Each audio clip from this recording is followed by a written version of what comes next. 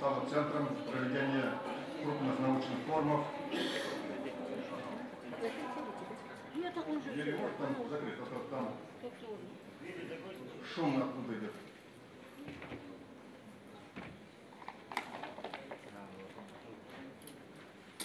Среди множества мероприятий, которые проводятся в Казахстане, экономический форум занял видное место, потому что проблемы экономического развития, они настолько сложны.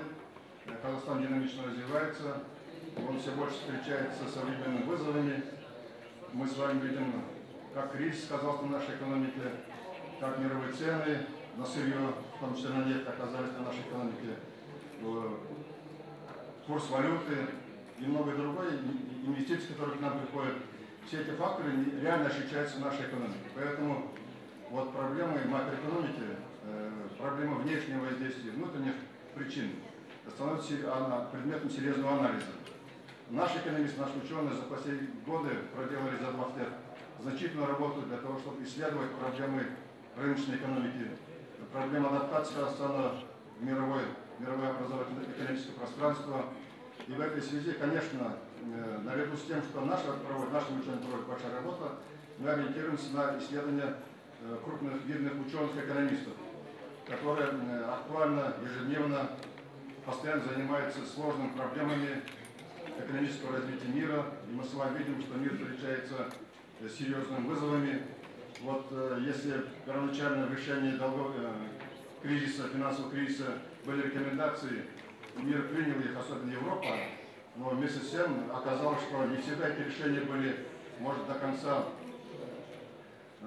полными, потому что мир встретился сейчас с долговым кризисом, и самое мощное интеграционное образование Европейский Союз сегодня испытывает сложные проблемы. На карте, на кону стоит судьба еврозоны, судьба Европейского Союза. И, конечно, мы видим, что взгляды Северной Европы, Восточной Европы, Южной Европы, Центральной Европы расходятся, есть разные толкования.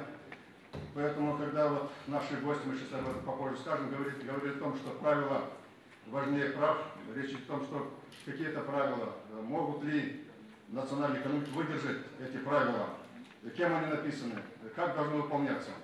Поэтому сегодня вот экономический форум, данная сессия должна призвана не ответить на эти вопросы, но, по крайней мере, обсудить эти реалии. Экономист не является представителем больницы скорой помощи, который немедленно дает рецепты для решения тех проблем. Наша задача крупных экономистов, в данном случае математиков, дать прогнозы дальнейших действий, какие действия должны быть. И политики сегодня, пусть это будет G8, G20, сегодня, конечно, испытывают серьезный дефицит хороших, добротных идей. И в этой связи вот проблема Греции говорит о том, что не существует больших экономик.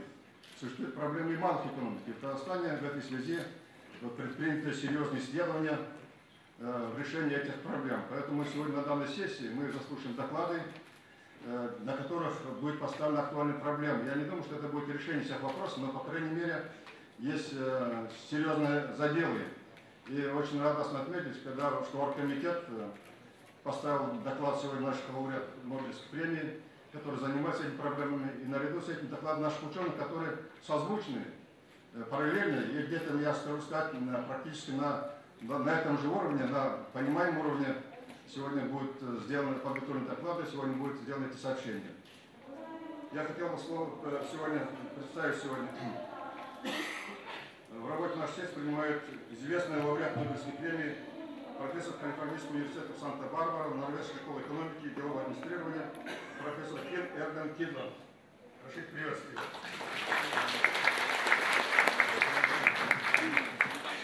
Профессор Эдвард Прескотт, профессор университета Аризона. Мы знаем, что ваша совместная работа, за которую вы удостоены Нобелевской премии, стала новым словом в экономической теории и служит сегодня руководством для многих государственных политических деятелей, которые определяют направление экономической политики, выверяют свою экономическую политику, может быть, не в полной мере придерживают, но, по крайней мере, стратегический курс некоторых мы видим, наших известных политических деятелей видных стран, в основе положены ваши рекомендации. Мы надеемся, что ваши рекомендации дальше будут служить на пользу мировой экономики. Казахстане знают ваши труды, изучают их труды. Вот здесь есть исследование профессора Казахова, академика Ашимова, который соприкасается с этими исследованиями. Я думаю, что вы сегодня услышите. Я хотел представить также наших гостей из России. Поспел Игорь Гермогенович, член-корреспондент Российской академии, заведующий отделом центра,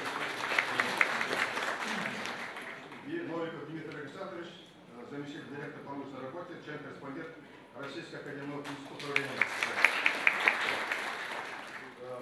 Сарва Пустаева, вы знаете, она здесь нас представляет Институт экономических проблем, вот здесь при Министерстве экономики.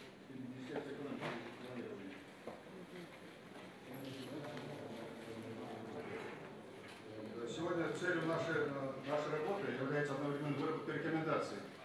Поэтому я надеюсь, что докладчики не просто будут докладывать результаты своих научных исследований, а выйдут на уровень рекомендаций. Что нужно делать?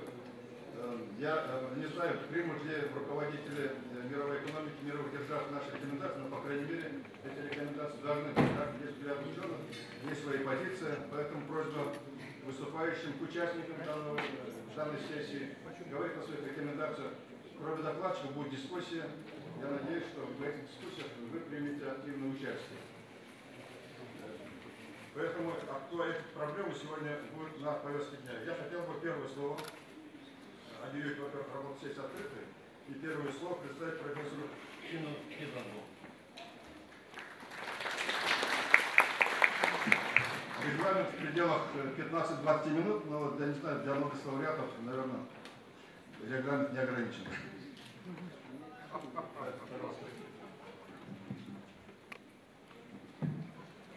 Ladies and gentlemen, is this working fine?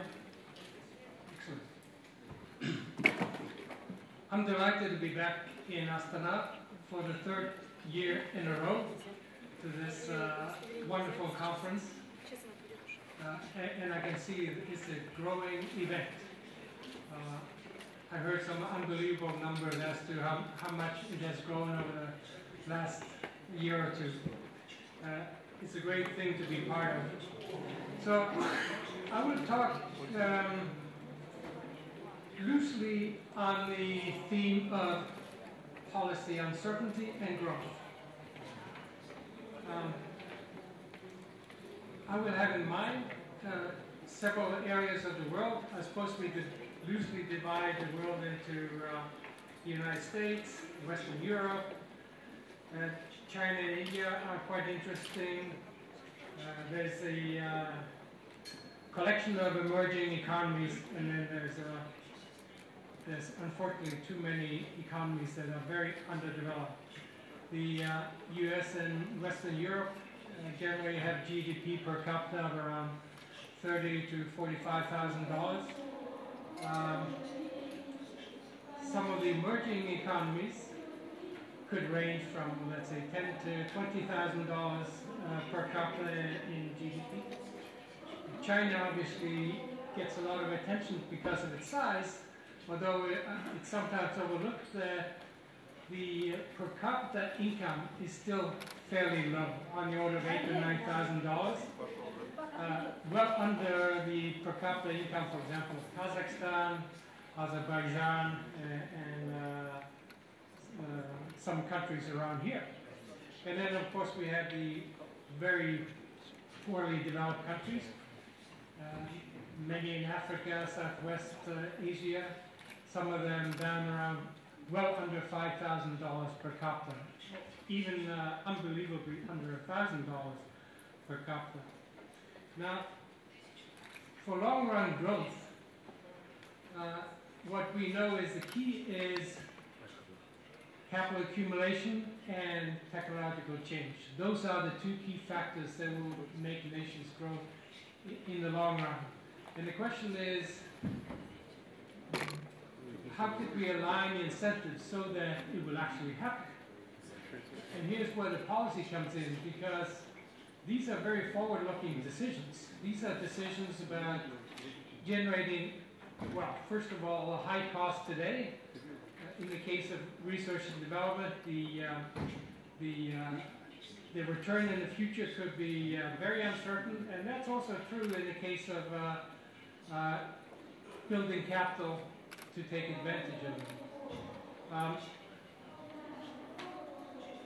So you incur a high cost today, and then the income is spread over maybe 10 or 15 years in the future.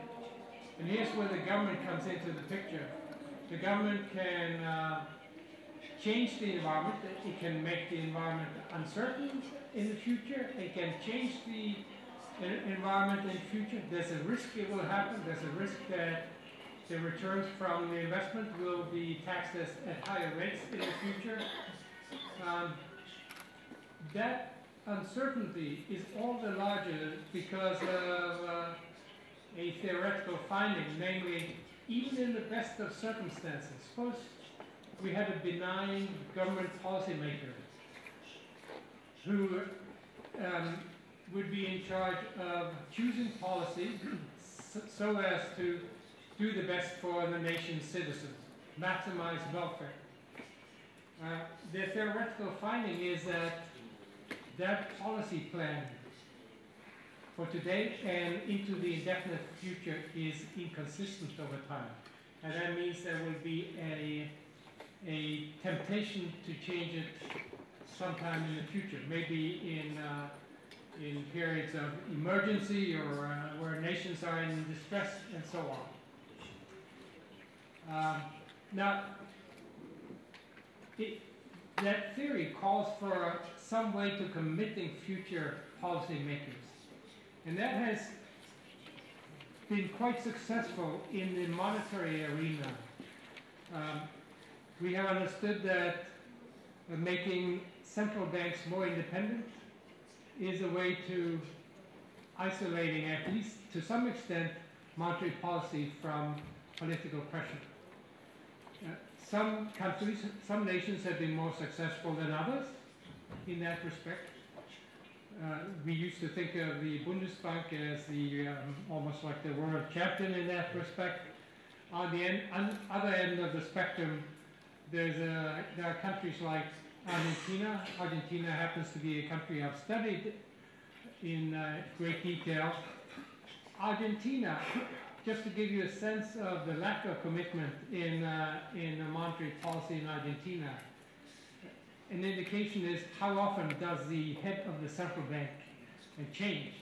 And if you look back at the history of Argentina's central bank, over the, say, in 1945, I counted the number of central bank heads, 54, over a period of 67 years.